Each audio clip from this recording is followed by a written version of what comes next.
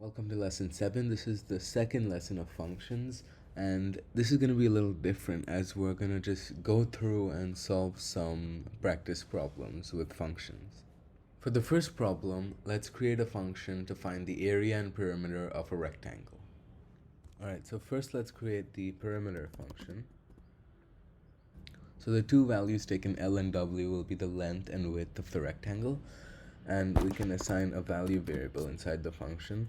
So we can do the perimeter formula, so it's 2 times L plus W, and then we can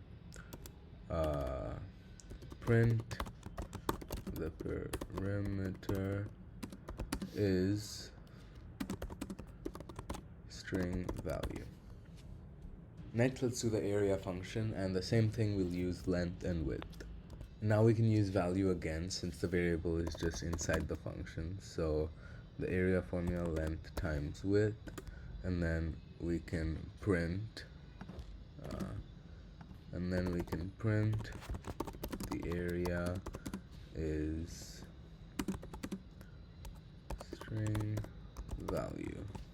There we go. Now to call these functions, we can ask for a user input. So again, we can use L and W since those are not really used outside of the functions. So we can use a float in case the user wants to give a decimal, and same thing for the width.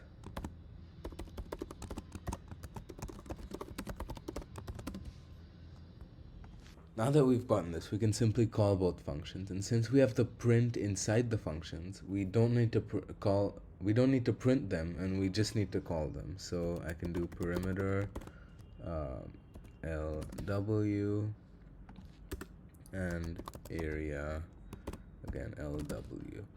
And to avoid confusion, we can rename these to len and width. Okay, so now when we run this, it should prompt us. So let me do 4 and 5.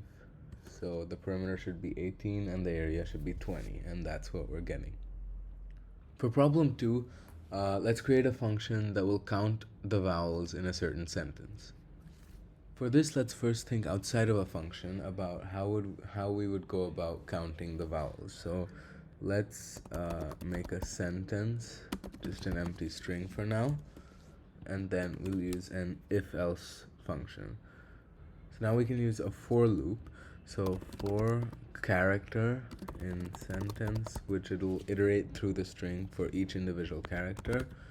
Okay, so now that we've got this, we can do if char equal to A or char equal to E, and we just go through this for all of the vowels.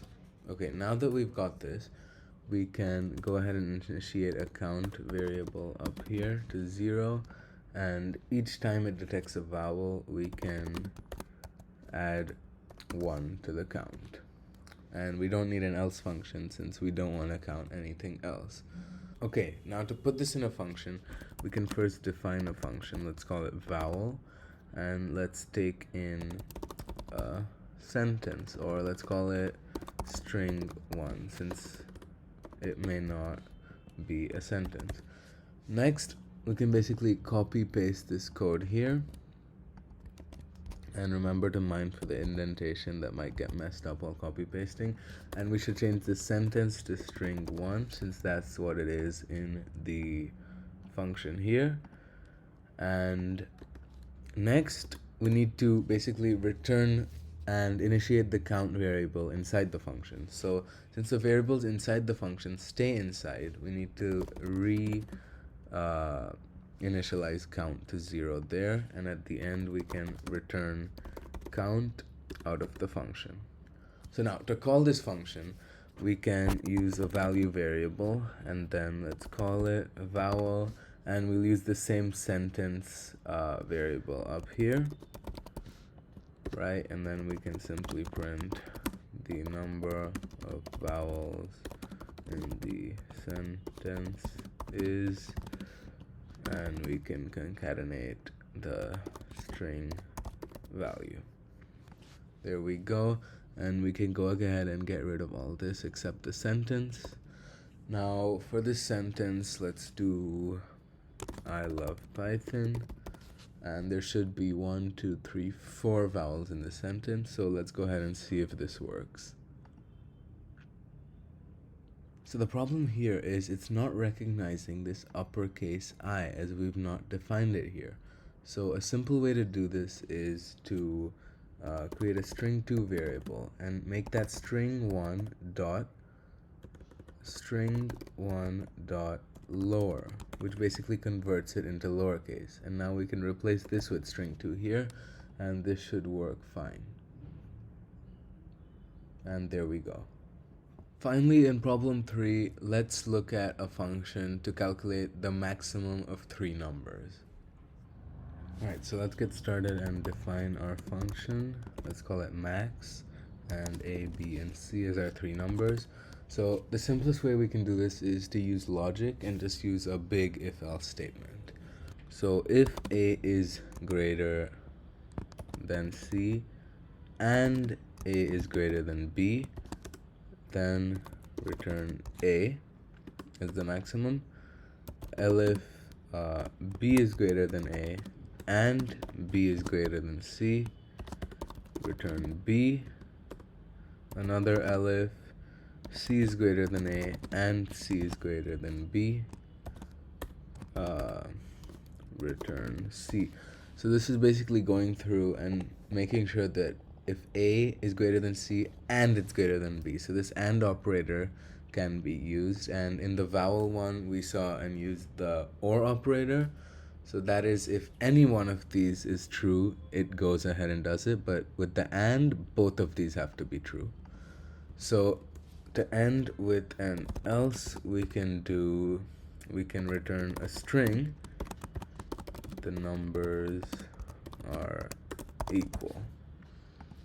So next, to call this, we can assign a value variable, and we can do max. Let's do 5, 8, and 13.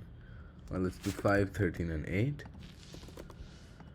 And then we can print the highest number is, and assign the string of value.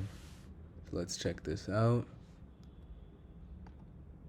And there we go, the highest number is 13. That works.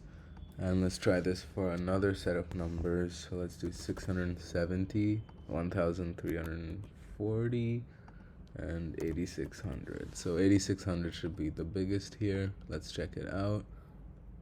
And yeah, it works properly. Now let's also try with 3 equal numbers. So let's do 5, 5, and 5.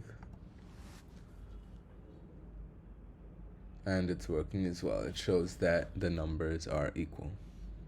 Alright, that is it for this lesson, and we just went through some practice problems with functions, and in the next lesson we will be looking at another library similar to the random library called the turtle library.